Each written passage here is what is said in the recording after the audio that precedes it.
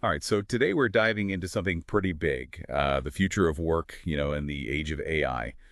But like, are we even developing the right kind of AI, like the kind that will actually lead to a good economy and society? You know what I mean? It's a question that keeps coming up more and more. Yeah, and it's something that this NBER working paper, the wrong kind of AI, really makes you think about. Yeah, by Darren Acemoglu and Restrepo. Right, right. So, like, are we so focused on AI for, like automating everything that we're missing out on AI's potential to, well, to actually create jobs and boost, human productivity? It's the core question they're grappling with. Yeah.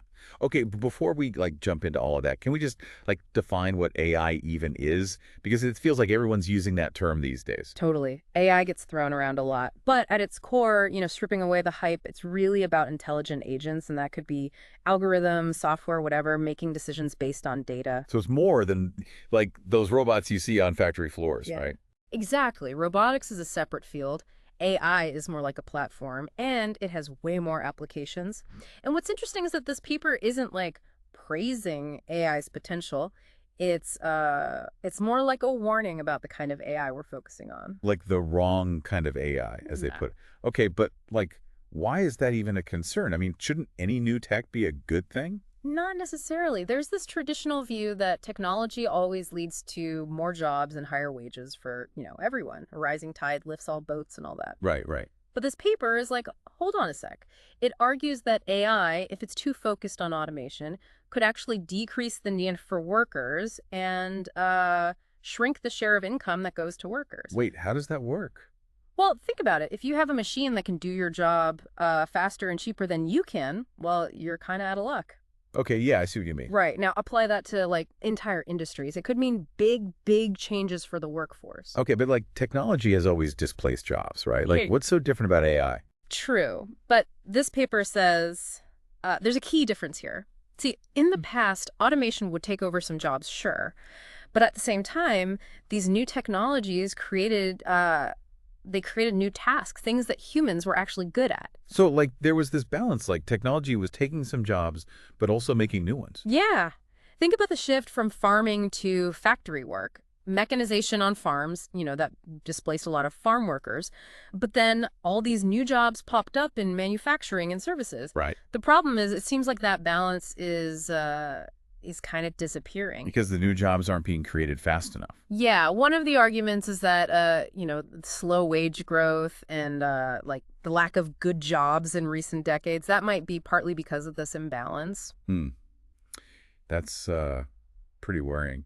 But I mean, what about AI creating new jobs? Like, what about the advancements in, healthcare, education? There are tons of fields where AI could help people, not replace them. That's a crucial point, and that's where the idea of the right kind of AI comes in. Yeah. The authors call it reinstating AI. It's AI that's specifically designed to restructure work, and make new jobs for humans, not to replace us, but to make us better. Okay, so instead of taking our jobs, it helps us do our jobs better and even creates new ones. Can you give me an example, like a real world one, just so I can picture it? Okay, let's take education. Imagine if AI could, analyze all the student data, and then it could like make personalized learning plans for each student based on their strengths and weaknesses. Okay. Well, that could mean we'd need even more teachers, but teachers with specialized skills in those areas. So it doesn't get rid of teachers, it actually makes them even more important. Exactly. Wow.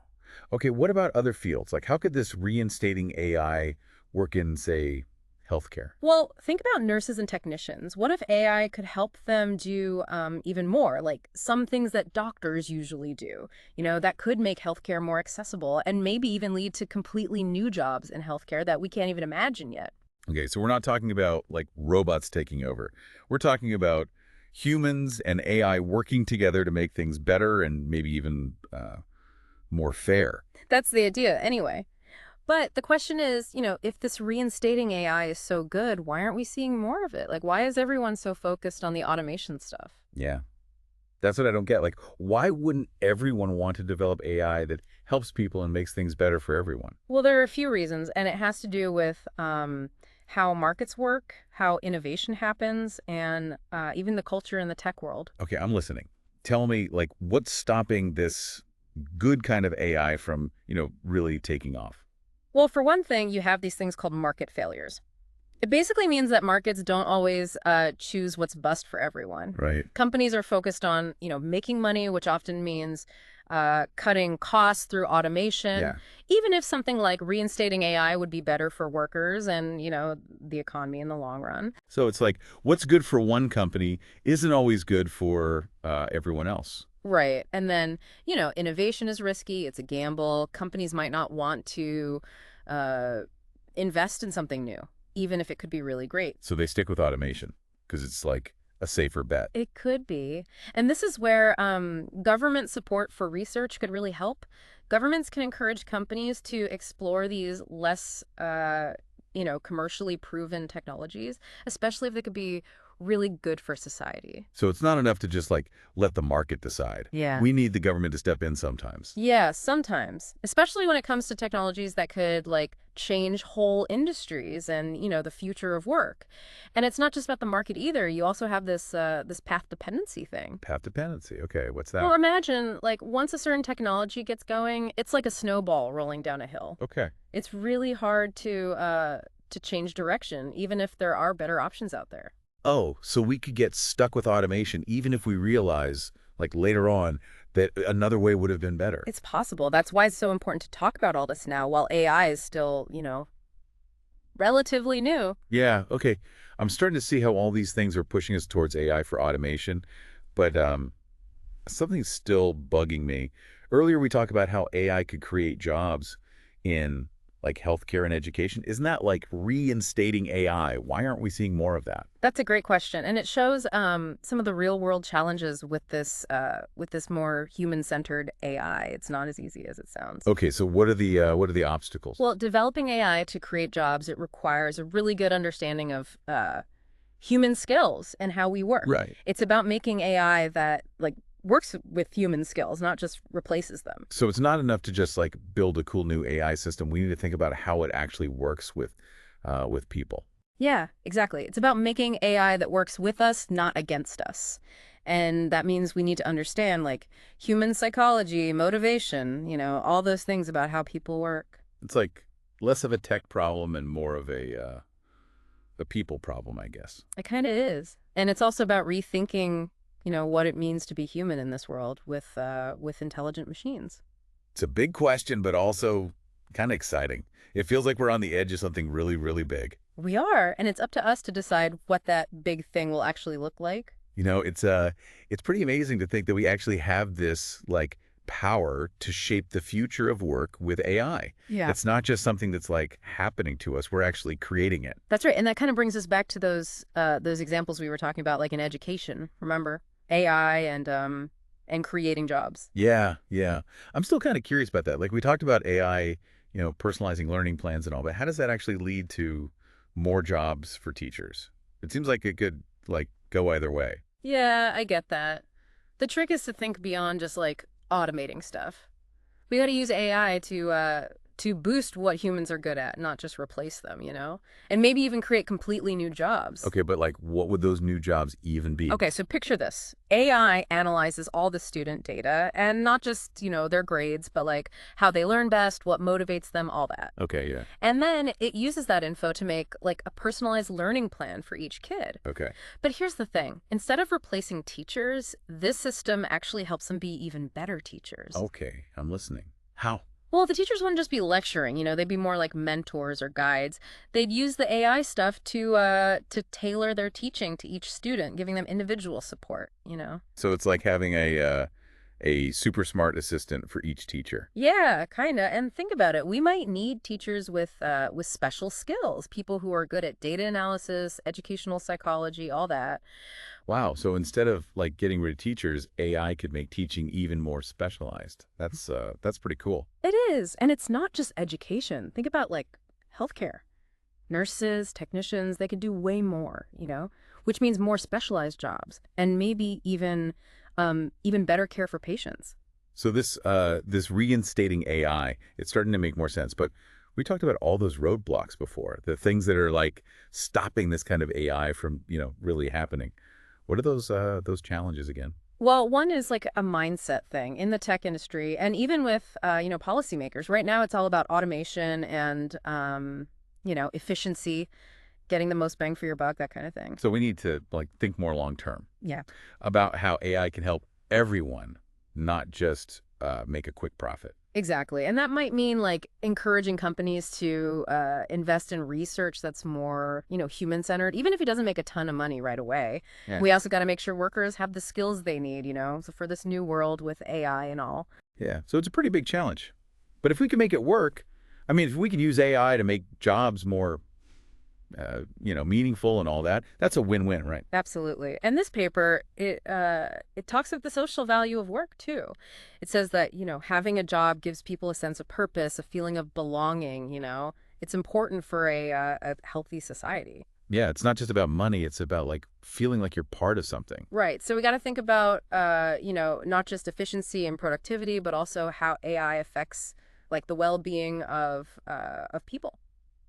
Okay. So like, how do we do that? What are some um, actual steps we can take to make sure we're using AI in a way that, helps people? One thing is to invest in research on reinstating AI.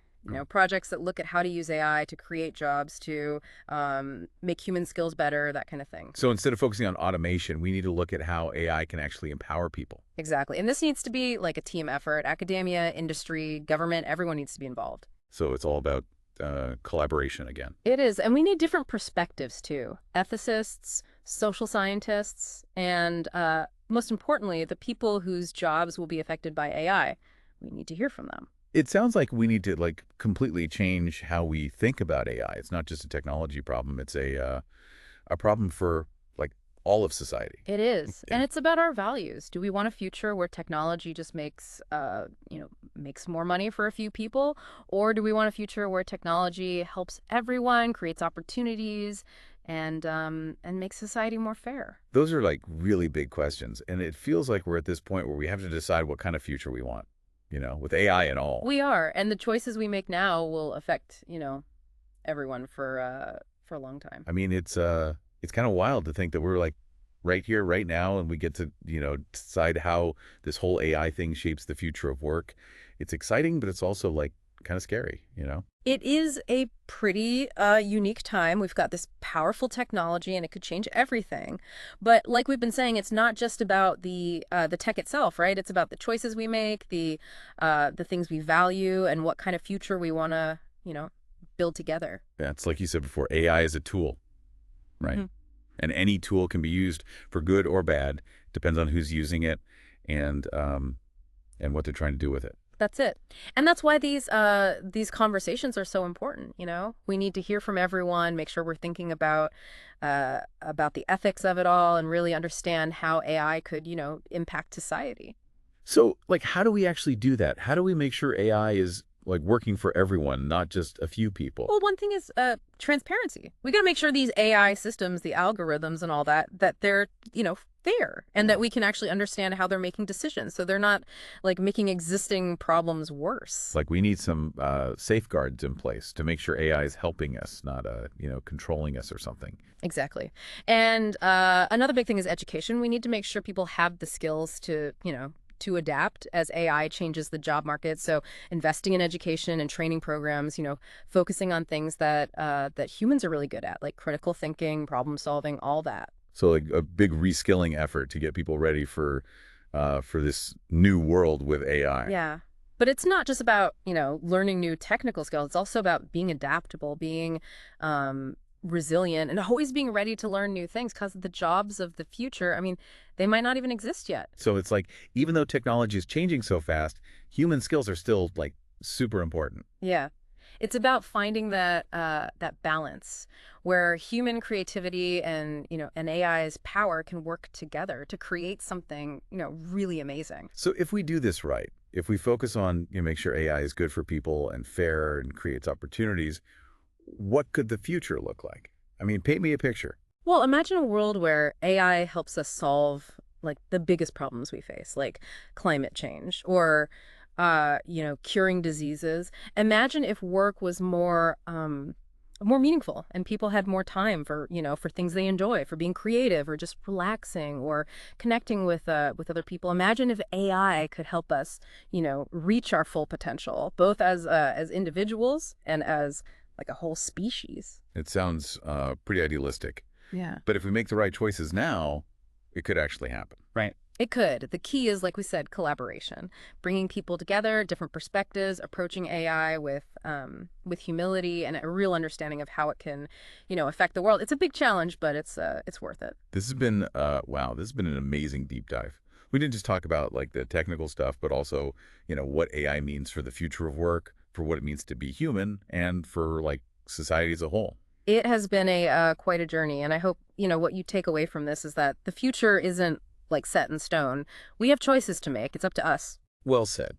And to our listeners, keep thinking about this. What kind of AI do you want to see? What role do you want to play in all this? The future is, it's in our hands, and it's time to, start building it together. Thanks for joining us for this deep dive. Keep exploring, keep asking questions, and keep, imagining the possibilities. We'll see you next time, Deep Divers.